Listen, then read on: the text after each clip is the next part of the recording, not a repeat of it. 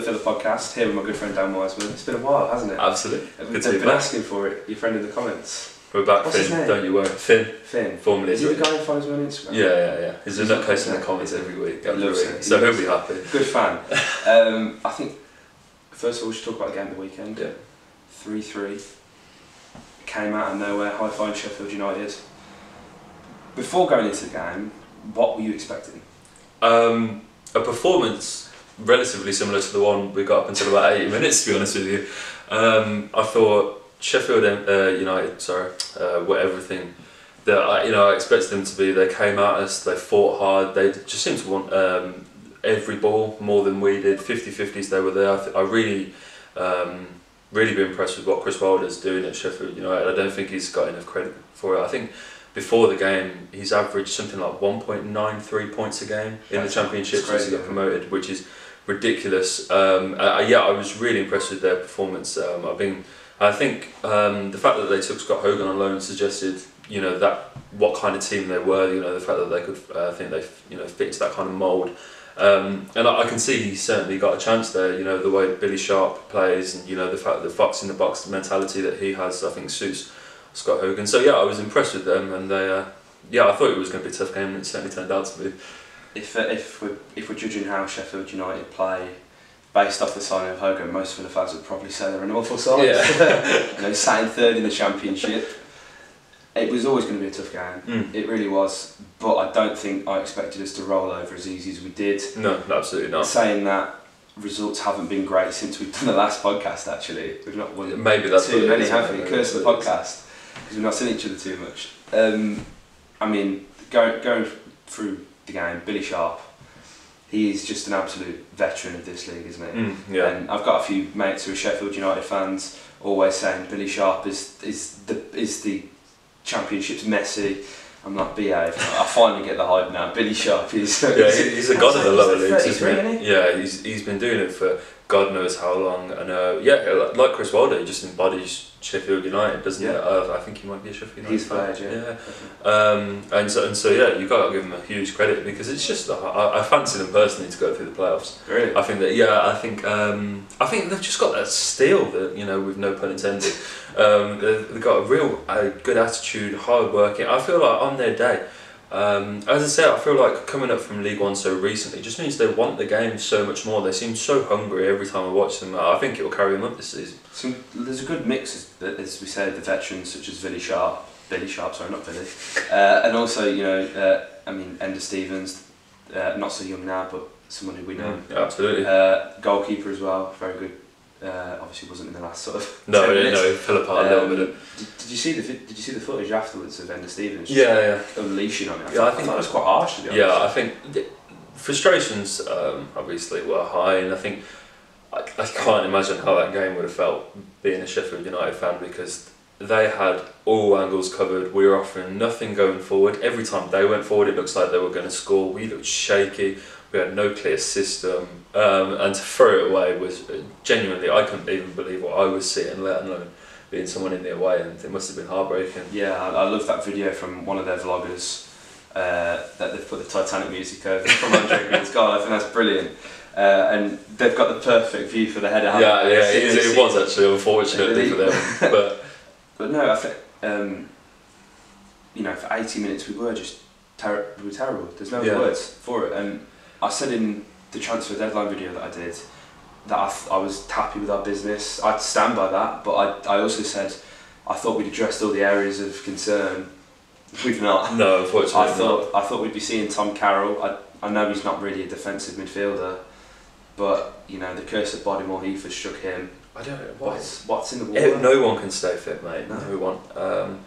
I think the business that we did in January was all very well and good, but I think what concerns me at the moment is that when I watch Villa, I don't really know what the tactics are. Like, what system are we trying to play? I don't know if it's a possession, but you watch it and there's no clear coherence. You couldn't definitively say, we play a possession game, we play a counter-attacking game. I don't really know what it is at the moment, and by no way am I, on the dinging out bandwagon. I'm far from that. But we saw a real clear game plan when he first came in. Those wins against Derby and Borough that you mentioned. really good. You know, you can see we were playing fast, attacking football, but it just seems to have gone. And at the moment, I really do think Smith has got a lot to do. Do you think it's a case of the players maybe being too comfortable again? Yeah, I think there is an element of that. Previously, before the podcast, we were discussing Conor Hourihane, and as I said, I said to you, Conor Hourihane is probably one of the best players on the pitch against Derby. We've not seen that since. No, absolutely. We really haven't. No, I think the thing is with Conor is that I like the way he holds himself, conducts himself. You know, he certainly, when you watch him play the ball, he's got good technique. You can see that he's got that good ball-playing midfielder kind of persona about him. But there's just not enough work right there. No. Really isn't. Defensively, he goes missing. You know, the defensive aspects of his game are almost, you know, invisible at times. I think when we're going forwards, I don't think he tries to find space, offer a pass. You know, he's never an option going forward. Although, as I said, every time he stands over a free kick, I'm hopeful that it's not enough to, you know, qualify him being the starting member of this team. No, not at all. And in terms of when we've got players coming back from injury, because obviously we've got quite a few out, which we just touched on, Tom Carroll, Axel Tuanzebe, Jack Grealish. I think we're going to see a really, really different side. The midfield is going to be completely changed. If I'm honest, when everyone's fit, I think our midfield three is Whelan, McGinn, Grealish. I don't think we'll see Axel come straight back in because Elphic's been performing well, and I think what we're going to take into consideration, or I think they would take into consideration, is who's our player, you know, who's going to be playing next season. I think there's a real possibility we will sign Mings. Yes. I don't think that's the case for Tuanzebe. No, unfortunately. Because he's just, even though he's made of paper, he is a class above. Especially now with Solskjaer, with Mourinho, Yeah. I said maybe, but not with Solskjaer. No, I think he'd take that spot off Lindelof. Yeah, no, absolutely. If he could stay fit. I think there's definitely a chance he can go to that. Yeah, so I think, unless Elphick suddenly transforms into the Elphick of the past, I don't see him losing his spot just yet. No, I think he's got a while. I think he's definitely a good player to have in the squad, isn't he, at the very least. Playing for a contract. Absolutely. I think, I like Tommy. I think he's come back and conducted himself very professionally. And I think him and Mings were probably the only real players that you could give any credit to, although they did concede 3. They were good players. I've been impressed with Mings as well since he's brought in. Hopefully we can get hold of him, and I think that is a good centre-back partnership you can build on. Yeah, definitely. I mean, before this, obviously they both played for Bournemouth. Their centre-back pairing lasted a lengthy 27 minutes at Bournemouth before I believe Mings was injured. Oh really? Yeah, and then we signed Elphick, so it didn't last very long. We've poached them both now. Maybe, you know, who knows? They both played at Eddie Howe style of football, the Dean Smith. I think I'd love to see something like that. It'd be nice, wouldn't it? I mean, passing out from the back is something that everyone seems to do now. Everyone, and something we've not been able to do because of personnel management. So it's so important that we do that, because it's clear to see that Dean Smith wants to do that. And a couple of months ago, when I went to QPR away, I was right at the front of the terrace, and this was when it was the second game in charge, wasn't it? QPR. We lost. We could have won that game, but I distinctly remember hearing Tuanzebe screaming at Nyland, "Give me the ball! I need to carry the ball." Like, the ball was going nowhere near Chester, because as we found out recently, he can't play out from the back. So, you know, I know it's because I was, but it's just stuck with me. Like, yeah, no, I can clearly see. I think Kalinic was an interesting choice for a goalkeeper, because he's a very competent goalkeeper. You know, shown that for Croatia. Very good shot stopper. Belgian goalkeeper of the year. Absolutely, yeah. He was really, but technically, in terms of with his feet, it's not the strongest part of his game. Do you not think? I think he's a big lad, and I think I like him. He's clearly got able to do it, but he doesn't seem to be someone that's naturally He's a big lad, and I suppose that might is 6'7", something like that. Absolute man mountain. And I think he just needs a little bit of coaching with it, perhaps. But no, I think that there definitely is that mantra of playing out from the back, and we definitely want to play that style. But at the moment, it's far from that. At the moment, it just doesn't seem to be showing any signs of it at the moment, I suppose. I think in terms of playing out from the back, leads us nicely onto our next game against Brentford. Probably the best team for it. Yeah, Dean Smith's old stomping ground. I'm not feeling confident, mate. Not with how I've been playing recently. No, I was looking it up earlier, and I was doing a little bit of research, and the omens are not good. I think it was of our last 14 trips to London.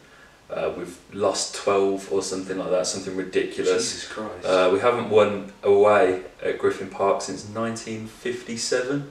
Wow. Or something like that. And all these stats, and I think Brentford we haven't been Brentford in 5. And I think Brentford away, pretty much every season since we've been in this division, has arguably been one of the worst fixtures of the season. Yeah. It's just been because they've been everything that we haven't been for 3 seasons now, and it seems to be the case at the moment. I'd like to think that there's a huge matter of personal pride in this for Dean Smith. Yeah. Because he's really got to go and show to his old fans that because it was worth it. Yeah, absolutely, because there'd be nothing more embarrassing than going there and getting beaten 3-0 again. So you've got to hope that he puts in, the right effort on the training ground and gets the lads playing, because surely for him, we can't get turned over again. No. Not there. Taking the staff as well. I mean, it would be humiliating. To say the least. And losing to Brentford is just bad enough anyway. With the littlest amount of disrespect not meant as possible, but it's Brentford. Absolutely, absolutely. I think they are playing really good football, and they struggled at first when Smith left. Yeah. Slid down to 18th, didn't they? Yeah, but the last 5 games, they've won. They've won their last 4 at home. They've been back in the cup as well. Of course. They're looking really good at the moment, and they will give us a really tough test. I don't think we should be judging Smith too heavily on results this season.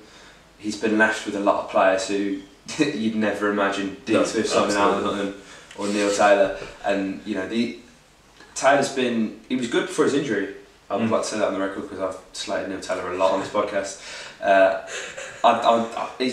I don't like all this abuse to Neil Taylor. No, I don't like it. Makes me feel uncomfortable when people are booing in the ground. And mate, I think this is one of the things that I wanted to speak about this podcast is the fans.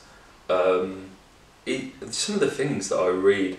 I was scrolling through social media this morning. I did the regular #AVFC Twitter search, and I was just looking through what people are saying. And I was reading tweets from people that are having to move their season tickets. They've been season ticket in the whole tenders for 15 years or so, whatever. And because of the people around them and how negative they are, they're having to move their season tickets to other parts of the ground. And I just find that appalling. I don't know about you, mate, but the other day, I'm not one for leaving Villa games early. The other day tested me on that theory, and I'm not going to say anything too negative about the Villa fans that did leave, because although I never supported myself, the other night was genuinely appalling. And once Billy Sharp got his hat-trick, I was close personally. So, but the negativity that swirls around the club, especially at Villa Park, it's just But isn't it crazy how when they were left, there was a genuine atmosphere. Yeah, of about 14,000. I think you've got to go to Villa games now with genuine positivity, because this season's a write-off. Yeah, it's a write-off. The only thing from the start, mate. Absolutely, the only thing that matters is staying in the division. That's as long as we stay in the Championship this year. I don't really care where we finish, because we're not good. We're not going to go over this season. I can't see it happening. We're not good enough. So as long as we stay in the division, mate, I don't really mind. We've just got to go to Villa games now. It's a work in progress. We've got to support the lads regardless. And if you're going to go down to Villa Park and you're going with a negative attitude and you're trying to get on everyone's back from the first misled pass, and there's going to be a lot this season, then you've got to seriously question, whether you want to go in the first place, because it's clearly not enjoyable for the fans that aren't, that are clearly unhappy with it, and it's not good enough for the players either. So And how many late goals have we scored this season? So many. And people leave. Each to their own, as you say. I put out a tweet the other day, and it rustled a few feathers. Jack as well, if you're listening. Jack left early.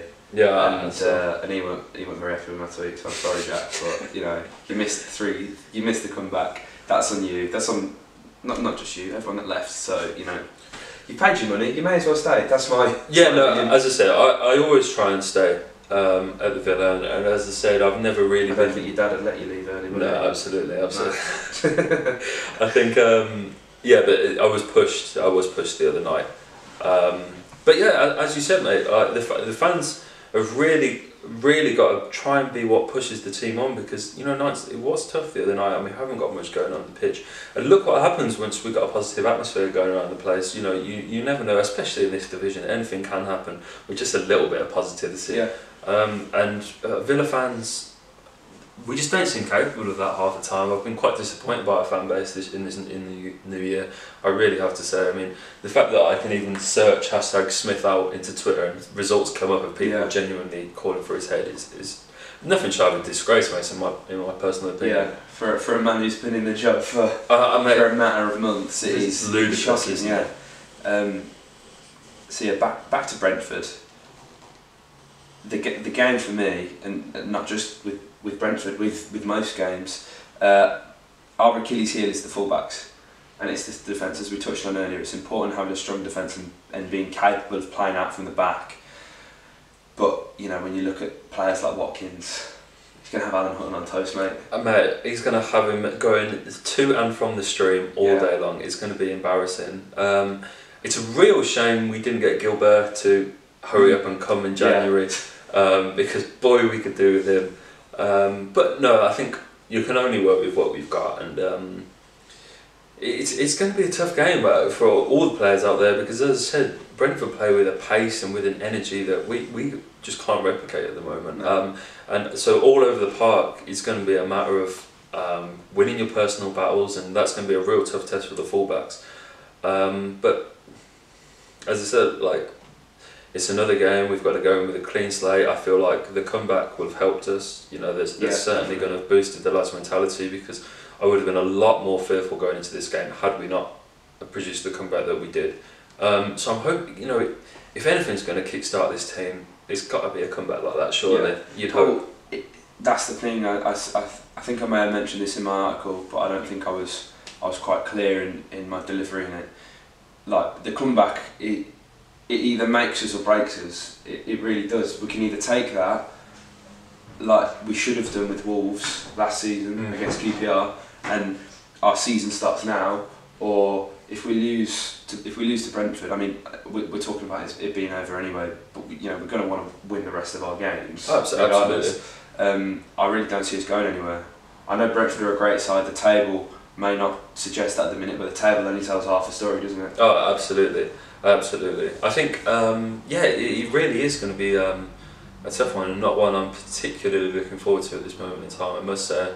But hopefully Wheelo starts and he adds just a bit of battle, a bit of fight into that midfield, because to be honest, mate, at the moment that's all I'm asking for from the Villa. It's just to show a bit of passion, a bit of fight, not to roll over as easily as they did against Sheffield United, as they said, mate, because I'm not expecting Brentford-esque playing, fast attacking football. Yeah, it comes with time. Absolutely. I've got no problem with poor performances, because we are in a transitional period. But the least that you can expect is for the players to give 100% and show a bit. And I'm sure being a Conor Horan's #1 fan, you've seen that video of him for the goal.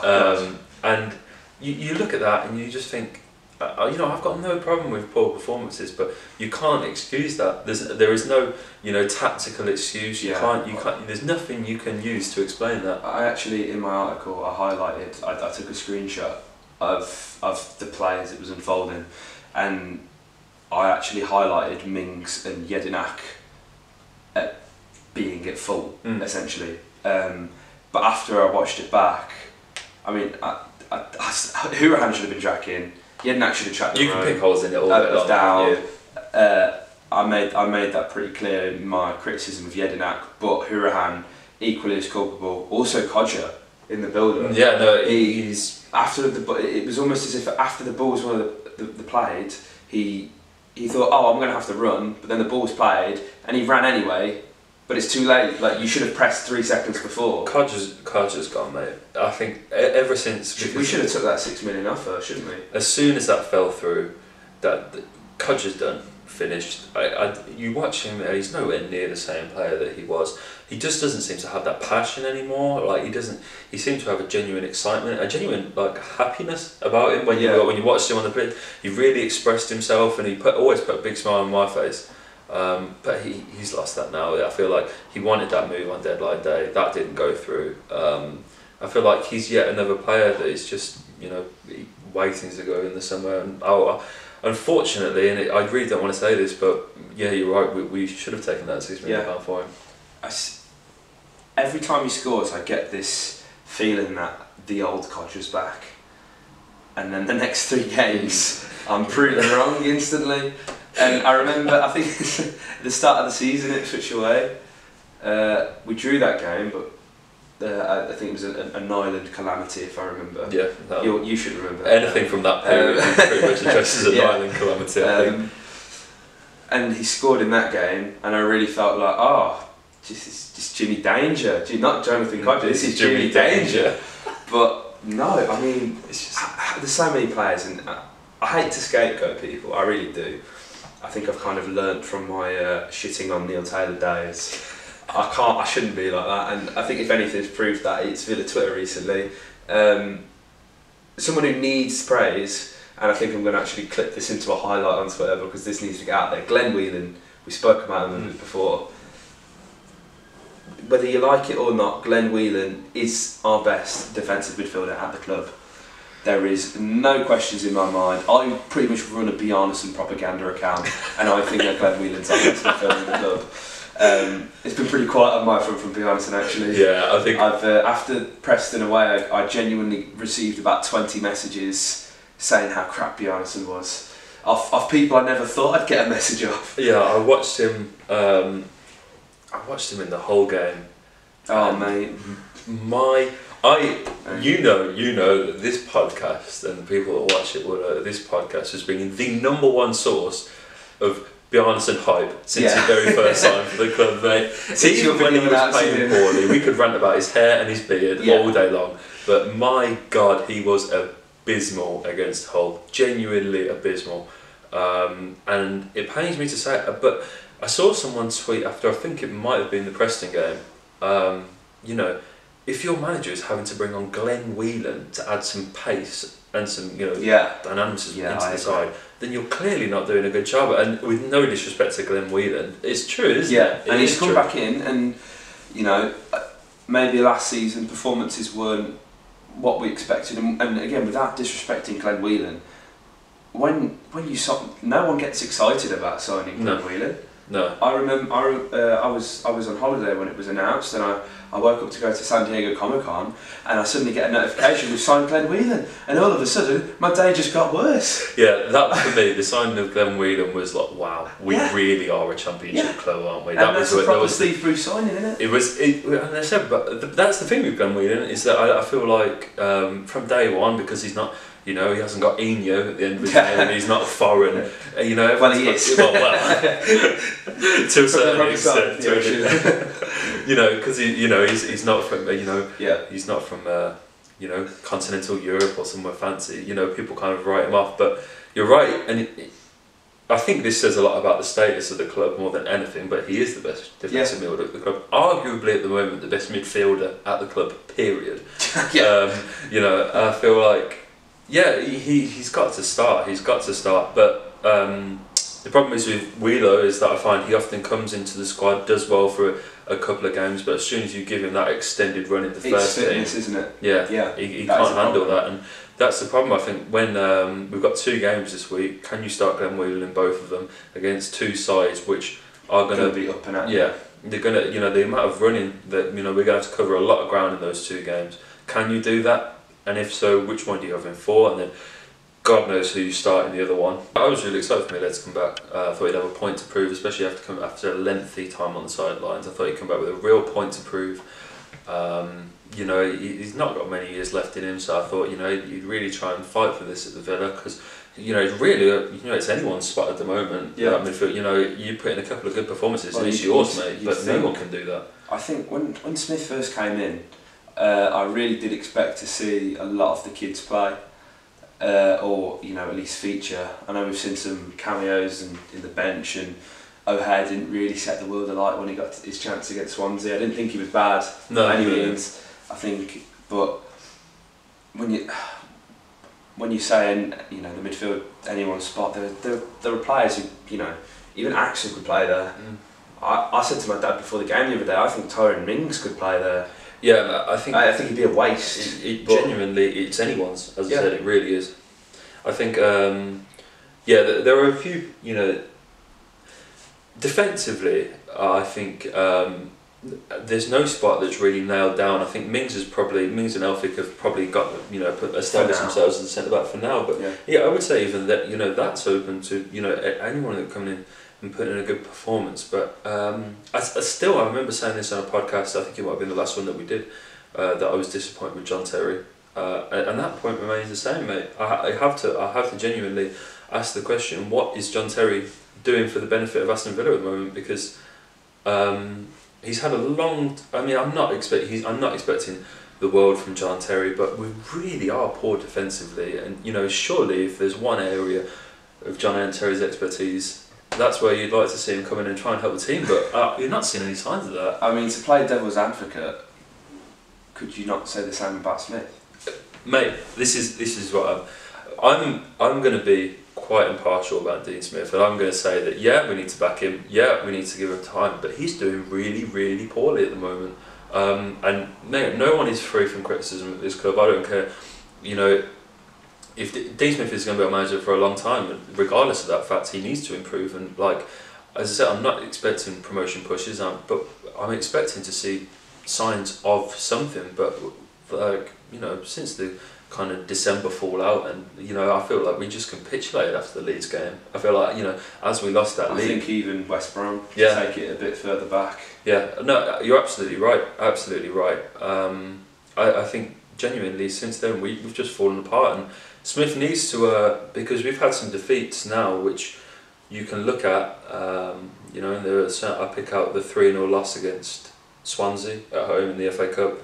Terrible. Wigan, another one, and, like, you know, had we not come back the other day, those would have been 3-0 defeats. Which, mate, I know we're not the best of teams, but no one should be coming to Villa Park and winning 3-0. There's not a team in this league that should be doing that. We weren't losing that badly under Bruce. We're worse than we are now under Steve Bruce. I genuinely. I think that is Steve Bruce's fault, though. Yeah, no, mate. But this is no criticism in terms of to Dean Smith, because, you know, we need to this discussion needs to be had.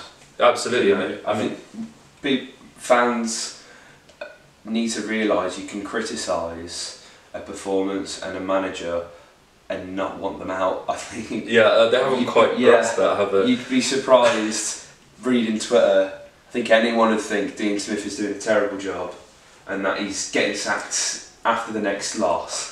That really isn't the case. This is a project, it's a work in progress. But as you said earlier, no one is exempt from criticism. Yeah, no, absolutely. And Smith has got to improve it. I think John Terry, I was disappointed in him yesterday watching the football whilst at the rugby. I don't know if you saw that. The Chelsea game. Whilst at the, so we'll come on to that and I'll criticise that in a minute. But yeah, I don't see... Surely there's got to be some preparation. Absolutely, mate. There has to be. John Terry needs to be looking at this and thinking, you know, he is the greatest English defender to have ever played the game, in my opinion. I think for Aston Villa. Asterisks. We're not seeing that. No. Like, he's not having enough influence on the defence, because look at the players he's played with. Absolutely, mate. You can list them. You can go on forever, and I think I could forgive Alan Hutton. You know, he's an ageing defender. If it was his legs giving way, I could, you know, forgive him for that. If it was just a matter of having the energy and, you know, 'cause he's getting on. But when it's constantly positional mistakes, on the ball mistakes, not tracking back. And when you've got someone like John Terry sat on the sidelines, who's been there for so long, at the moment, I want to see John Terry stood up on the touchline barking at the defence just as much as I see Dean Smith doing it, because he's the man. He's got more defensive expertise than Smith has. He's got far more defensive credentials. He should be the man. I've been disappointed with that. I think, to cut back to what I was saying earlier, people are far too comfortable. Alan Hutton signed a 2-year deal in the summer. He signed a 2-year deal in the summer, and I was happy at the time. But we were in absolute turmoil. Little did I know, if we'd have waited 3 days, Hutton would have been gone. Yeah, people at the club are far too comfortable. Yeah, they've got it easy. I'll give Alan credit because he took his pay cut, and that was the whole thing. But it's relative. He's getting the same amount just over 2 years. Absolutely. Yeah. I think. I get what you're saying. I think he did well to commit his future to the club, but a 2-year deal was ludicrous. It should only have ever been a 1-year deal at most. It's held as a ransom there. But that's the problem. Is you're right. Is that I think. That is the only thing about How could Hutton's agent, sorry to cut in front of you, go into negotiations and be demanding a 2-year deal when the club was on its knees, and that was the only positive sort of turnaround, that we signed Hutton for 2 years? What a crazy guy! Yeah, mate. He'll be remembered at Villa for a long time for a number of different things. Alan Hutton. I've never seen a player go from 0 to hero and back to 0 again. Yeah. Quite like Alan Hutton has during his time at Villa. But as you said, this Frederick Gilbert. I'm excited. Really excited. We shouldn't judge a player from the highlight reels, but damn, I like a guy who can tackle. I like him. I'm seeing a player with Jordan Amavi-esque stature and ability. Don't say that. Coming to the Villa. It's capitulated again, Dan. Nice one. I'm excited to see him play, man. Yeah. And I want to get his season done, man. So I think, and I understand why they wanted Guibert back, because Cannes are in a relegation battle. Why couldn't we just give him Hutton around, mate? I think we could sell that. Yeah. We could sell that. Hutton's playing in the Champions. What is interesting about Alan Hutton is you can literally go on Google and search in Alan Hutton and then insert literally any footballing legend you can think of. And Alan Hutton's played against them either in the Champions League with Rangers or Spurs or internationally. He's come against the best of the best. And this is what I mean, mate. I can forgive. What is he? 32, 30? 33 even. I can forgive a 33-year-old fullback for not having the legs to get back on a counter attack, but when it's positional and he's playing a man on side or he's not tracking his man, and you think, you've been playing the game for 15 years, mate. Norwich away. Springs to mind. Yeah. But although I will say, I don't think he was that bad at the weekend. No. He was far from it. I think he's the one. I mean, I know we sort of see without Mings and Alfie as stand out.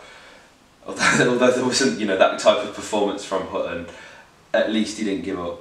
And for me, it's bad that I'm even saying that. It's bad that that's what it's come to, hasn't it? Unfortunately. And there's a debate that always happens, with me and my friends whenever we talk about football, and I get ripped for it a bit about, liking and wanting players who've got passion for the club.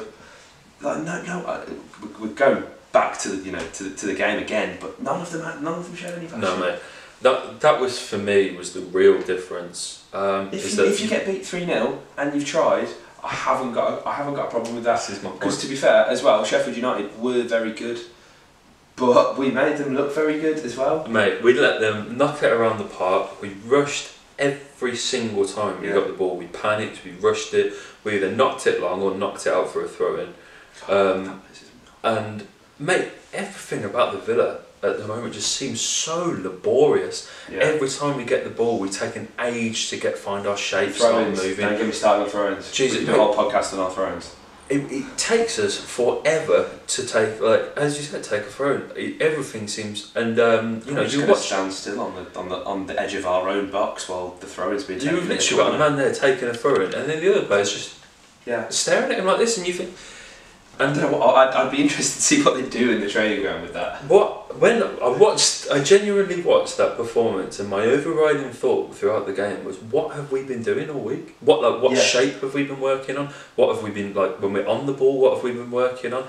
Throw-ins have been a consistent problem. I can't believe I'm even saying this. But, he's got to that stage. Throw-ins have been a consistent problem for. We can't take a throw-in. No. We genuinely can't do that. It takes genuinely the players to stand there, the fans to start then shouting at the players for the players to go, all right, then I'll move for the throw-in. I guess I'll go a few steps forward. And then it's and you watch Sheffield United play with real desire. You've got Chris Wilder, who I believe I'm right in saying has got a Sheffield United tattoo on the back of his calf. I think he's from day one of Blade. I think I'm right in saying he's got a tattoo. Wow. Billy Sharp as well. And where's your tattoo, Dino? Absolutely, that's what we are. That's the real problem here. It's not any of this tactics nonsense. Is that he hasn't got a 1982 tattoo right there. But that, I think you just watched it, and it was just quite. And that's why, as I said, I think they'll go up. Yeah. I just think they've got that fight, that one that we just, as I said, we lose 3-0 to a team. Like as I said, although you can't, you don't want to see that. If we're giving it all and we're just losing because we're not as good as them, no problems. I think I speak for a majority. I won't say all of the fans. I will say a majority of fans when I say that. I think we can agree on that. But when you're not even getting that for me is when fingers need to be pointed and you need to have a sort out of who's at the club. And I can't believe we're having another clear out, mate. It seems only 2 minutes ago since we had a complete reshuffle, but another one is needed. Definitely. I think that's a nice note to end on, isn't it? It's a slightly depressing one, and I think next week it could be even worse. It could be. We could be sat here just crying, just crying for 45 minutes. Therapy. So it's been great to have you back. Yeah, it's been good. It's been good. It's been too long. These podcasts will be coming back weekly. Don't worry about that. The channel's been growing really nicely. Yeah, we've been doing well. It's credit to you for keeping the content flowing. I mean, we've got the comments. I've got to give a shout out to Finn as well, mate, because he's been keeping the comments quite lively. But he'll be happy, and hopefully quite a few people are too to see this come back. Hopefully, mate.